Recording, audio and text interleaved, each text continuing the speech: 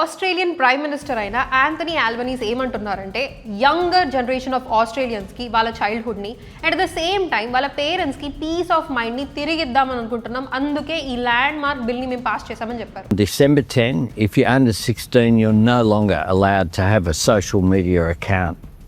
You'll know better than anyone what it's like growing up with algorithms, endless speeds, and the pressure that can come with that. It's like basically ఇప్పుడు మందు తాగడానికి ఒక age restriction ఉన్నట్లు social media వాడడానికి కూడా ఒక age restriction set చేసింది Australian government. 16 ఆ టీనేజ్ గ్రూప్లో ఉన్న పిల్లకాయలకి యూజువలీ ఉడుకు రక్తం అంటే రాడికల్ థాట్స్, ఏదైనా చేసేయాలి అనే తపన ఉంటుంది. అట్ ద సేమ్ టైం ఏదైనా నేను చెయ్యగలను అనే ఒక కాన్ఫిడెన్స్ కూడా ఉంటుంది. The rights of the child 1990 which సిఆర్సీని ఇండియా రాటిఫై చేసినప్పటికీ ఇంటర్నల్ లెవెల్లో ఒక ఇంటర్నెట్ గవర్నెన్స్ పాలసీ లేదు. ఈ బాడీస్ అన్ని సామూహికంగా వచ్చి ఒక పాలసీ మెజర్స్ని తీసుకొస్తే ఒక చైల్డ్ని కాపాడుకోవాలి అనే రెస్పాన్సిబిలిటీ ప్రతి ఒక్క స్టేక్ హోల్డర్ మీద ఉంది. Be it teacher, schools, government, private sector and pressure groups. కరికులంని డెవలప్ చేసి స్కూల్ కరికులంలో దాన్ని ఇంబైబ్ చేస్తే mobile phones and internet accessibility అనేది చిన్న పెద్ద ముసలి ముతక అనే తేడా లేకుండా ప్రతి ఒక్కరి దగ్గర ఉంది, రైట్? మన జనరేషన్లో గోరుముద్దలు తినేటప్పుడు ఇదిగో చందమామ అని చూపించి తినిపించేవాళ్ళు. మరి ఈ జనరేషన్లో అట్లీస్ట్ ఆ ట్యాబ్లో సోలార్ సిస్టమ్ని చూయించి గోరుముద్దలు తినిపించినా సంతోషమే. బట్ అలా కాకుండా ఈ చిక్రీ చిక్రీ అని, రంగమ్మ మంగమ్మ, లేకపోతే సామి సామి అని ఇలాంటి సాంగ్స్ పెట్టుకుంటే మా అబ్బాయి ఫుడ్డే తినడండి, ఇలా మీరు ఎంతమంది చెప్తుంటే ఎంతమంది పేరెంట్స్ మాట్లాడడానికి మీరు వినుంటారు? మా జనరేషన్లో పద్యాలు, పొడుపు కథలు, లేకపోతే రామాయణం స్టోరీస్, ఆర్ ఎల్స్ నా గురించి పర్సనల్గా మాట్లాడాలంటే మా అమ్మ చిన్నప్పుడు నాకు మంజునాథ మూవీలో ఒక సాంగ్ ఉంటుంది మహాప్రాణ దీపం అని చెప్పి. It is basically like a Telugu rap song అని చెప్పాలి.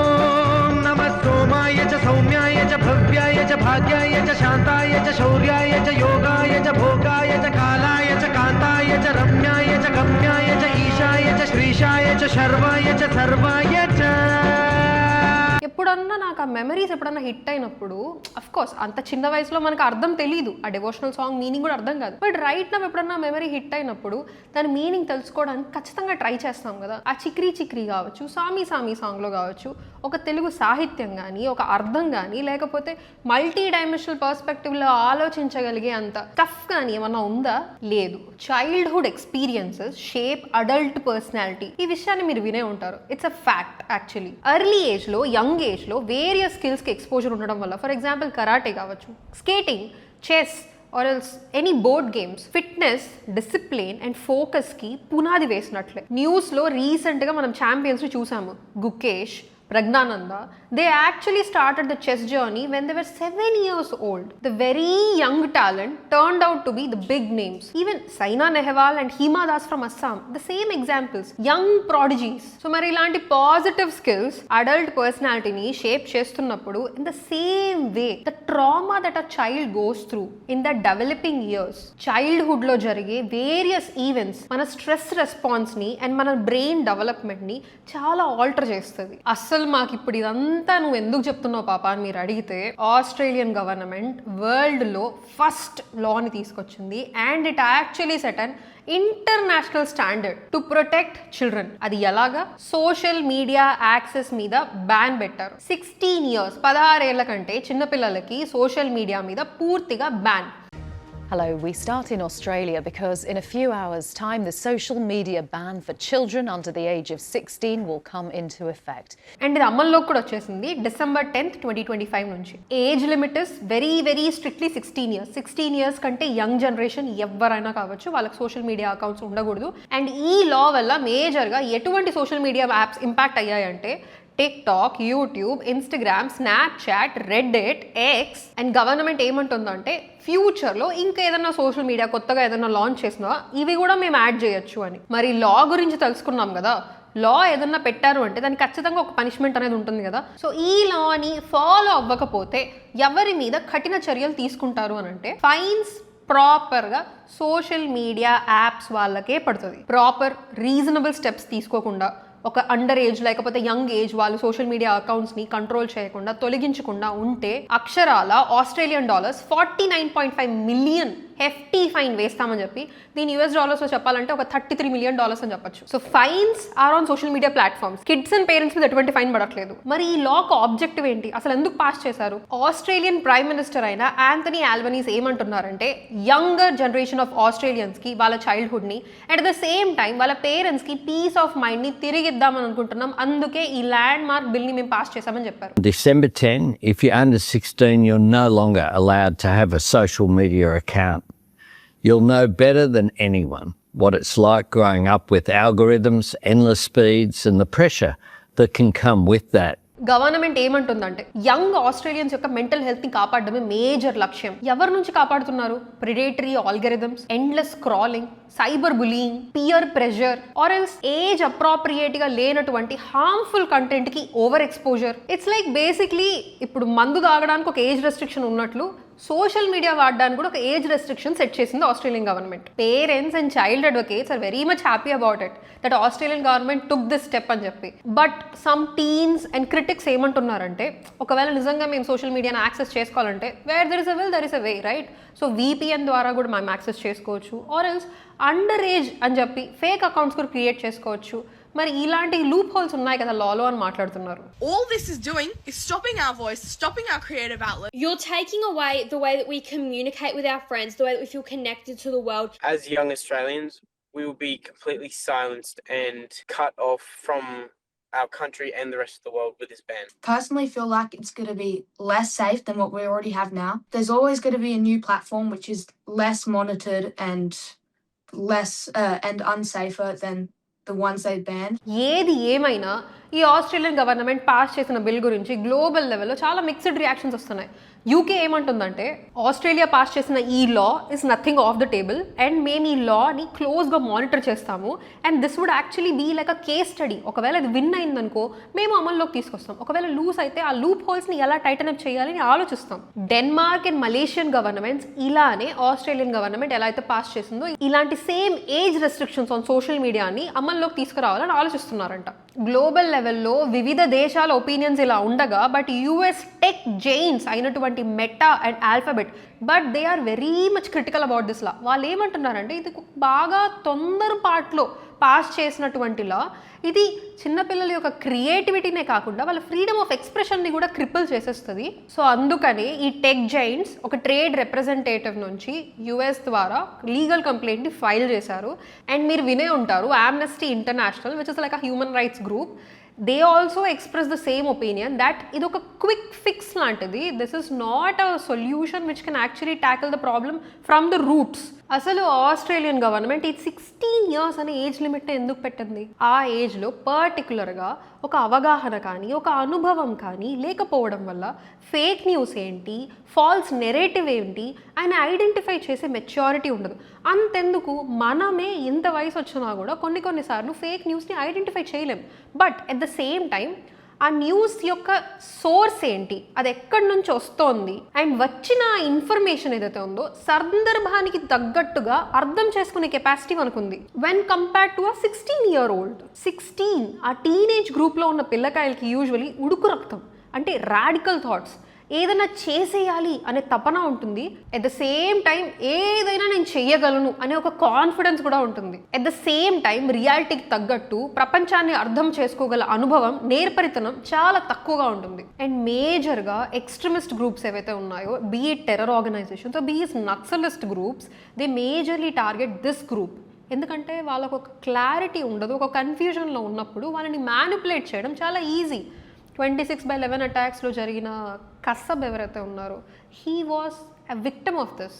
At the same time Hidma, he was recruited into Naxal when he was very very young.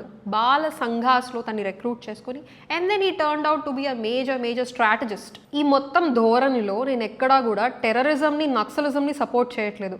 I just want to state the fact that చైల్డ్హుడ్లో జరిగే experiences అడల్ట్హుడ్లో ఆ person యొక్క పర్సనాలిటీని ఎంత లోతుగా మార్చగలవో మనం అర్థం చేసుకోవాలి. ఫిదాయిన్ స్టైల్ సూసైడ్ బాంబర్స్, మీరు రీసెంట్గా ఢిల్లీ బ్లాస్ట్ ఎప్పుడైతే జరిగిందో రెడ్ ఫోర్ట్ ముందర, అందులో కూడా ఇలాంటి వాళ్ళే ఇన్వాల్వ్ అయ్యారు. And who were actually involve? Young people. ఎందుకంటే వాళ్ళకు ఒక సిచ్యువేషనల్ అవేర్నెస్ ఉండదు. అదే ఒక వయసు దాటాక ఒక అడల్ట్ని మీరు అబ్జర్వ్ చేయండి, ఒక విలువలు ఫామ్ అయిన తర్వాత, దృఢమైన విలువలు ఆర్ఎల్స్ ఒక పర్సనాలిటీ ఫామ్ అయిన తర్వాత ఇలాంటి రాడికల్ థాట్స్కి వాళ్ళు తక్కువ అట్రాక్ట్ అవుతారు. అండ్ ఇలాంటి ఫేక్ పొలిటికల్ నెరేటివ్స్ని క్విక్గా ఐడెంటిఫై చేసి వాళ్ళు మాత్రమే ఎన్లైటన్ అవ్వకుండా యంగర్ జనరేషన్ని కూడా, ఫర్ సపోజ్ వాళ్ళు ఒక ఫాల్స్ వేలో, ఒక రాంగ్ పాత్లో వెళ్తుంటే వాళ్ళని కూడా ఎన్లైట్ చేస్తారు. So exactly for this reason a younger group of children who are below the age of 16 వాళ్ళకి ప్రీఫ్రాంటల్ కార్టెక్స్ పూర్తిగా డెవలప్ అయి ఉండదు.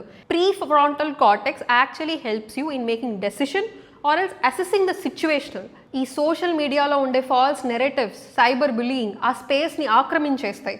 అలా ఆక్రమించకూడదు అని చెప్పి సో ఆ లేత వయసులో బ్రెయిన్ డెవలప్ అయ్యేటప్పుడు ఇలాంటి radicalised algorithms or else brain రాట్కి దారి తీసే Instagram scrolling, false narratives and extreme వైలెన్స్కి ఎక్స్పోజర్ అవ్వకుండా వాళ్ళ డెవలప్మెంటల్ ఫేస్ని ఎన్హాన్స్ చేసే విధంగా, కెటలైజ్ చేసే విధంగా ఉండాలి అనే ఉద్దేశంతోనే ఆస్ట్రేలియన్ గవర్నమెంట్ ఇంత పెద్ద స్టెప్ తీసుకుంది. On a daily basis social media addiction ఒక ఎత్తు అయితే ఈ గేమ్స్ అడిక్షన్ ఇంకో ఎత్తు. Children who are addicted to cognitively build చేసే గేమ్స్, ఫర్ ఎగ్జాంపుల్ చెస్, వాళ్ళ ఆలోచన ధోరణి లేకపోతే మెంటల్ స్కీమా కూడా అదే విధంగా ఉంటుంది. లైఫ్ని కూడా ఒక స్ట్రాటజిక్ వేలోనే ఆలోచిస్తున్నారు అనమాట. నెక్స్ట్ స్టెప్ ఏంటి, స్ట్రాటజిక్గా ఎలా ఆలోచించాలి అని చెప్పి. అదే the child who is addicted to PUBG or Free Fire, I'm not taking explicitly this particular games but the games which actually trigger something aggressive in you. Of course ఆ games ఆడడం వల్ల guns గురించి, ఆమ్యునేషన్ గురించి చాలా అవగాహన వచ్చి ఉంటుంది అనే ఫీలింగ్లో బతికేస్తాడు వాడు. So real life is very much different from virtual reality అని అర్థం చేసుకునే స్టేజ్లో అయితే వాళ్ళు ప్రెజెంట్ లేరు. ఇదంతా కానట్లు మాల్స్లో ఈ మధ్య మనం చూస్తున్నాం వేరబుల్ గ్యాడ్జెట్స్ వచ్చాయి అండ్ అది యూజ్ చేసి వర్చువల్గా టార్గెట్ని లోడ్ ఎయిమ్ ఫైర్ చేయాలని. నాకు ఒకటి తెలియక అడుగుతున్నాను, యూజువల్గా adults travel, adventure activities, some kind of games, social media ఎందుకు ప్రిఫర్ చేస్తున్నారు? రొటీన్గా 9 to 5 జాబ్స్, అదే పరిసరాలు, అదే వర్క్ ఎన్వైరన్మెంట్, అదే ఫ్రెండ్స్, బోర్ కొట్టేసి ఏదైనా కొత్తగా లేకపోతే ఇంట్రెస్టింగ్గా ఆస్వాదించడానికి లేదా అనుభూతి చెందడానికి ఇలా travel, adventure activities, social media, virtual reality మనకి హెల్ప్ చేయడానికి వచ్చాయి. వర్క్ లైఫ్ బ్యాలెన్స్ పెంచడానికి వచ్చాయి. ఈ బ్యాలెన్స్ అనే పదాన్ని అడల్ట్ అర్థం చేసుకోగలడు కానీ ఒక పసి పిల్లోడు దీన్ని అర్థం చేసుకోగలడా? వాడికి ఎంతసేపు ఆట పాట ఎంజాయ్ చేద్దాం అనే దూరంలోనే ఉంటాడు తప్పించి some external factors, beat friends లేకపోతే ఎస్పెషలీ స్కూల్లో టీచర్స్ లేదా పేరెంట్స్ వాడికి అర్థమయ్యేలా చెప్తే, నాన్న ఇలా కాదు, it is not only about games and play and rest and food, it is also about ప్రాపర్గా చదువుకోవడం, స్కిల్స్ ఎన్హాన్స్ చేసుకోవడం, ఒక హాబీస్ పెంచుకోవడం. ఇదంతా సోషల్ మీడియా రాక ముందుండేది. అండ్ పేరెంట్స్ చెప్పే మాటని జవదాటకుండా మేము వినేవాళ్ళం. బేసిక్లీ ఎక్స్టర్నలీ ఎక్కువ డిస్ట్రాక్షన్స్ లేకపోవడం ఇది మా జనరేషన్లో ఉంది. But social media once enter అయ్యాక ఎవరో సోషల్ మీడియాలో బెస్ట్ యాంగిల్లో, బెస్ట్ లైటింగ్తో ఒక ఫోటో ఆర్ఎల్స్ ఒక వెకేషన్ ఫోటో ఆర్ఎల్స్ ఒక ఫుడ్ ఫోటో అప్లోడ్ చేస్తే నేను ఎందుకు ఇలా ఉండలేకపోతున్నాను అనే insecurities, various celebrities fitness routines or else K-pop మోడల్స్ని చూసేసి ఐఎమ్ నాట్ లైక్ దెమ్ అని చెప్పి ఈ బాడీ ఇమేజ్ ఇష్యూస్ డెవలప్ చేసుకోవడం, ఎస్పెషలీ టీనేజ్ గర్ల్స్. అనుభవం లేదు, అవగాహన లేదు, బ్యాలెన్స్ అంటే ఐడియా లేదు, హిస్టరీ మీద అవగాహన లేదు.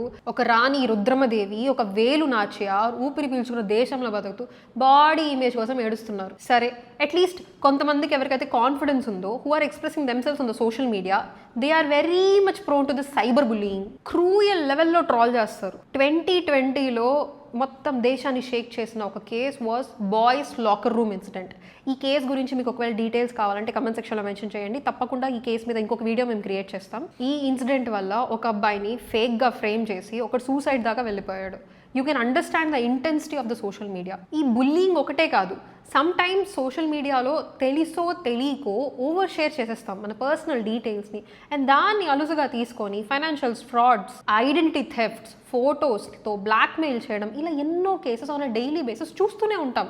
మెకెఫే కార్పొరేషన్ అనే ఒక గ్లోబల్ సాఫ్ట్వేర్ కంపెనీ ఒక స్టడీ కండక్ట్ చేసింది which was titled life behind the screen of parents, tweens and teens. Report says world మొత్తంలో Indian children are the one who has the highest exposure to the online risks. And at the same time ఈ study ప్రకారంగా Indian children are the very much youngest to attain mobile maturity. But వాళ్ళు మేజర్గా point out చేసే విషయం ఏంటంటే ఆన్లైన్లో చైల్డ్ని protect చేయడానికి ఇండియాలో డాక్యుమెంట్ చేసే విధంగా ఎటువంటి టూల్ లేదు.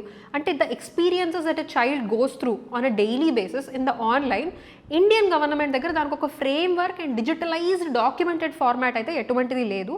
But cyber security laws are evolving.